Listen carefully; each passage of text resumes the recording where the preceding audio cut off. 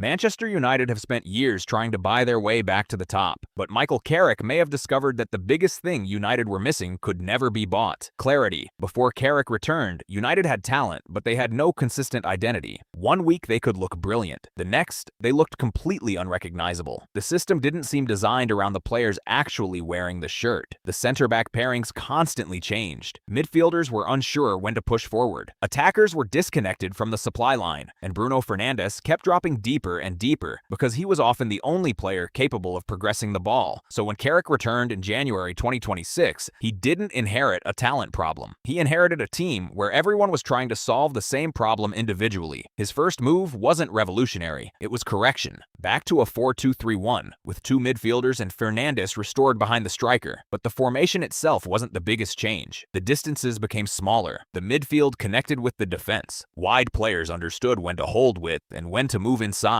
Fernandes could receive the ball higher up the pitch, and United stopped pressing simply for the sake of intensity. They started pressing with a purpose. The change became obvious against Manchester City. United won 2-0, but the scoreline doesn't fully explain what happened. They didn't try to outplay City through frantic pressing. Instead, they protected the middle. Fernandes moved inside alongside the midfield when City built from the back, creating a compact 4-4-2 without the ball. The wide players recovered. The midfield became narrow. City could have possession in wide areas, but progressing through the middle became extremely difficult. And that's an important distinction. Having possession isn't the same as controlling the game. City had the ball. United controlled where City could use it. Then, when United recovered possession, their shape immediately became dangerous. Fernandes was already high enough to attack. Bamba was already prepared to attack the space behind the defense. United didn't need 6 passes to escape pressure. One good pass. One well-timed run. That's not desperate counterattacking. That's organized vertical football. Then came Arsenal. United won 3-2 at the Emirates against the league leaders. And this was important because United didn't collapse when the game became difficult. They stayed connected. When Arsenal pushed more players forward, United recognized something important. The moment of winning the ball was also the moment Arsenal became vulnerable. The first pass after the turnover mattered. United weren't simply trying to escape pressure. They were trying to punish the space that pressure created. And the pattern continued. Against Tottenham, United had to deal with territorial control and a tight game. Against Chelsea, they needed patience and discipline to protect a narrow lead away from home. Against Liverpool, the game was faster, more emotional, and full of momentum swings. Yet United found a way through all of them. City 2-0, Arsenal 3-2, Tottenham 2-0, Chelsea 1-0, Liverpool 3-2. 5 opponents, 5 different tactical problems, and Carrick didn't simply use the same counter-attacking plan every time. He adjusted the press, he changed the defensive line, he changed how his attackers occupied space. The shape remained recognizable, but the method changed depending on the opponent. That's what a real identity looks like. Not doing exactly the same thing every match. It's understanding the principles well enough to adapt without losing your structure. Now we get to the number that changes the entire conversation. Across Carrick's first 17 Premier League matches, Manchester United collected 39 points. That's the best record in the division over that period. That's 2.29 points per game, which translates to roughly an 87-point pace across a full Premier League season. For context, Arsenal won the actual title with 85 points. Obviously, 17 games are not 38, but this was far too long a run to simply dismiss as a new manager bounce. Carrick took United into 3rd place and back into the Champions League while rebuilding their football philosophy in the middle of the season. There is, however, one important caveat. That entire run came without European football. Carrick had full training weeks, proper recovery time, and fewer reasons to rotate his best players. That advantage disappears now. The real question isn't whether Carrick's system works. We've already seen that it does. The question is whether it can survive a full season with midweek European football. Preseason results can be misleading,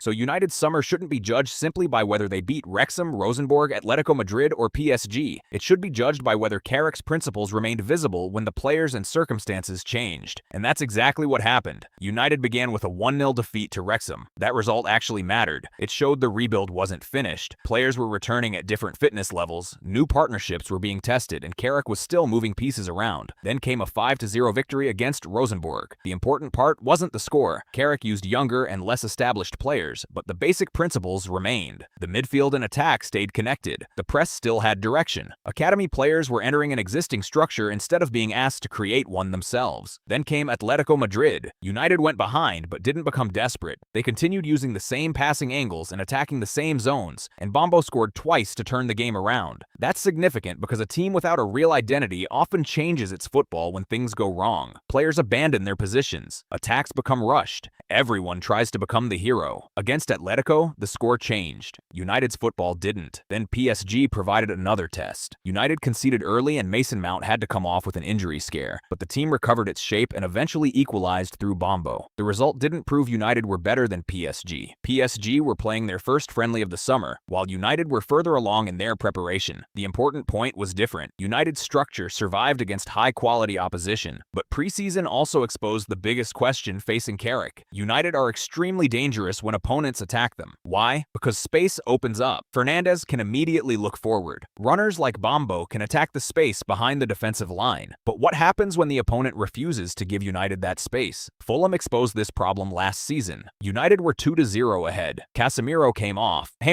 Control began to disappear. Fulham came back to 2-2 before Chesko rescued United in stoppage time. And there was another important trend. United won every league match in which they had under 45% possession, but they were noticeably less convincing when forced to dominate the ball. In other words, United had learned how to exploit space. They hadn't completely learned how to manufacture space. That's why the new additions and developing players matter. Tielemans can shift the point of attack and play passes through a settled defense. Santos can hunt second balls and keep possessions alive. Ahmad can manipulate defenders in tight areas. Lacey brings 1-versus-1 ability. Chesko gives United a genuine target when opponents pack the middle and force them to cross. Carrick now has more solutions. The question is whether he has enough of them. This is where the Premier League title challenge becomes much harder. Manchester United played only 40 matches across all competitions last season. Arsenal played 63. Carrick previously had full training weeks and proper recovery periods. Now Champions League football changes everything. The system has to survive rotation. You can't expect Santos to replace Casemiro, protect Tielemans, stop every transition, and cover both advancing fullbacks by himself. United still need more security in front of the back four. There's also a balance problem in attack. A lot of United's attacking threat naturally comes from the right and central areas, where Bombo, Ahmad, and Kuna want to operate. A genuine threat from the left could stretch defenses and create more room for Fernandes and Chesko. Defensively, the same issue exists. The qualities of their defenders fit Carrick's football, but players such as Shaw, Martinez, De Ligt, Maguire, Højlund, and Euro cannot be expected to play constantly across the league, cups, and Europe without proper depth. Even Mount's precautionary withdrawal against PSG gave a small glimpse of the problems that could arrive. Carrick's next challenge isn't simply designing the right game plan, it's keeping that plan alive when 4 or 5 first-choice players are unavailable. Interestingly, European football could actually suit Carrick. He's already shown that his United can sit compact, attack vertically, adjust their shape, and win without dominating possession. He doesn't need every match to look identical, but that's also the challenge. Champions don't just win the matches that suit them. They win different types of matches. United have already shown they can play title-winning football for 17 Premier League games. Preseason suggests that the identity is becoming even stronger. Now Carrick has to prove it can survive the full season. So, why might Manchester United actually win the Premier League? Not because they suddenly have the best squad in England, not because of preseason results, and not because Carrick has discovered some secret formation. It's because United finally look like a team with a clear football identity. They defend with structure, they press with purpose, they attack vertically, they adapt to different opponents. And most importantly, the players appear to understand what they are supposed to do when the game stops going according to plan. The foundation is there. The players are improving. The squad is stronger. The Champions League will make everything harder. But if Carrick can solve the depth problem, improve United's ability to break down deep defenses, and keep the tactical structure intact across 38 league matches, Manchester United might not just be rebuilding. They might actually be ready to challenge for the Premier League title.